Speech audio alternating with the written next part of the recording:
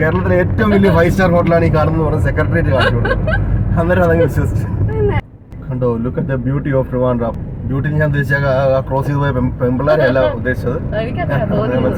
ഇത് സെക്രട്ടേറിയറ്റ്, നമ്മളിപ്പോൾ സെക്രട്ടേറിയറ്റിന് മുമ്പിലൂടെയാണ് പോയിക്കൊണ്ടിരിക്കുന്നത്. എന്ത് ഭംഗിയാ ഇത്. ശരിക്കും പറഞ്ഞാൽ ഇതേപോലുള്ള സ്ഥലങ്ങളൊന്നും ഈ കൊച്ചിയിലില്ല. ഞാൻ അന്ന് പറഞ്ഞില്ലേ 5-സ്റ്റാർ ഹോട്ടലാന്ന് പറഞ്ഞപ്പോൾ അതങ്ങ് വിശ്വസിച്ചു. കേരളത്തിലെ ഏറ്റവും വലിയ 5-സ്റ്റാർ ഹോട്ടലാണ് ഈ കാണുന്നത് പറഞ്ഞ സെക്രട്ടേറിയറ്റ് കാണിച്ചു. അന്നേരം അതങ്ങ് വിശ്വസിച്ചു.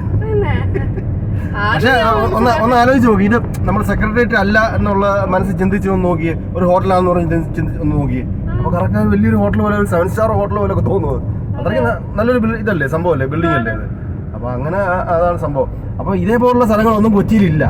കൊച്ചിയിൽ ആകെപ്പാടെ ഒരു നാല് റോഡ് ഇങ്ങനെ ചുറ്റി വന്നത് സ്ക്വയറായിട്ട് ഇങ്ങനെ വരുന്ന 4 റോഡുണ്ട്. അതിൽ കുറച്ച് കാര്യങ്ങളുണ്ടെന്നല്ലാതെ ഓക്കെ, ഒരു സ്പീഡ് ലൈഫാണ് അല്ലേ, അങ്ങനത്തെ സംഭവങ്ങളൊക്കെ ഉണ്ട്. അത്രയും സ്പീഡ് വേണ്ടാത്ത ആൾക്കാരുണ്ട്. അങ്ങനത്തെ ഇപ്പൊ ഇവിടെ വന്നു കഴിഞ്ഞാൽ അങ്ങനത്തെ സ്പീഡ് ഉള്ളവർ പോലും അങ്ങനെ സ്പീഡ് കുറയ്ക്കും. എന്നിട്ട് ആ ഒരു ലൈഫൊക്കെ ഇങ്ങനെ ആസ്വദിച്ച്, പിന്നെ എല്ലാം ഉണ്ട്, എല്ലാ കാര്യങ്ങളും ഉണ്ട് ഇവിടെ ഇല്ലാത്തൊന്നുമില്ല. പിന്നെ ഇവിടെ വിഴിഞ്ഞം കൂടെ വന്നു കഴിഞ്ഞാൽ ഇനിയിപ്പോൾ വന്നുകൊണ്ടിരിക്കും ഒരു 10 വർഷം കഴിയുമ്പോൾ ഇതല്ല. പിന്നെ എൻ്റെ ഒരു അഭിപ്രായത്തിൽ എന്ന് പറഞ്ഞു കഴിഞ്ഞാൽ ഈ കൊച്ചി ഇപ്പൊ ഏറ്റവും വലിയൊരു പ്രശ്നമായിട്ട് വന്നത് അതിന് നടുക്കുളം മെട്രോ വന്നതാണ്.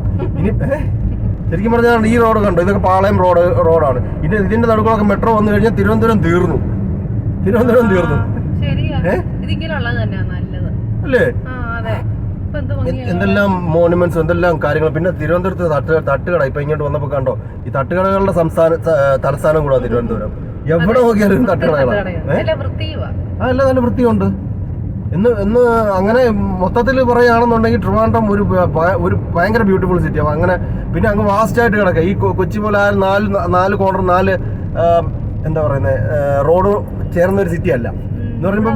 ഇപ്പൊ സിറ്റി സെന്റർ എന്ന് പറയുമ്പോൾ ഒരു ഈസ്റ്റ് ഫോർട്ട് മുതൽ ഈസ്റ്റ് ഫോർട്ടിൽ തുടങ്ങി കഴിഞ്ഞാൽ ഇങ്ങനെ ഒരു ഞരമ്പിന്റെ സെന്ററിൽ പള്ളി, അത് പള്ളി, അമ്പലം, മുസ്ലിം പള്ളി, മോസ്ക് ഇതെല്ലാം കൂടെ ചേർന്ന ഒരു സ്ഥലമാണ് ഈ പാളയം എന്ന് പറയുന്ന സ്ഥലം. 3 കൂടെ അടുത്ത്. ഇച്ചിരി ഉറക്കെ പറയണം. അപ്പം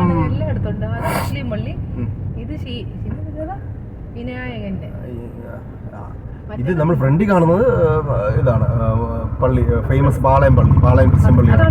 അതായത് അപ്പൊ അങ്ങനെ ഇനിയിപ്പം എന്താ പറയുന്നത്, ഇതിന്റെ നടുക്കൂടെ എനിക്കറിയില്ല ഈ മെട്രോ വന്നു കഴിഞ്ഞാൽ ഇതിപ്പോ എങ്ങനെ ആയിരിക്കും. ഇപ്പൊ ഇലക്ഷനൊക്കെ ഇല്ലേ, അപ്പം അതുകൊണ്ട് ചിലപ്പോൾ വരുമായിരിക്കും. ഇലക്ഷൻ കഴിഞ്ഞ് പോകും. വല്ല അണ്ടർഗ്രൗണ്ട് വല്ലതും ഒക്കെ ആണെങ്കിൽ ഓക്കെ.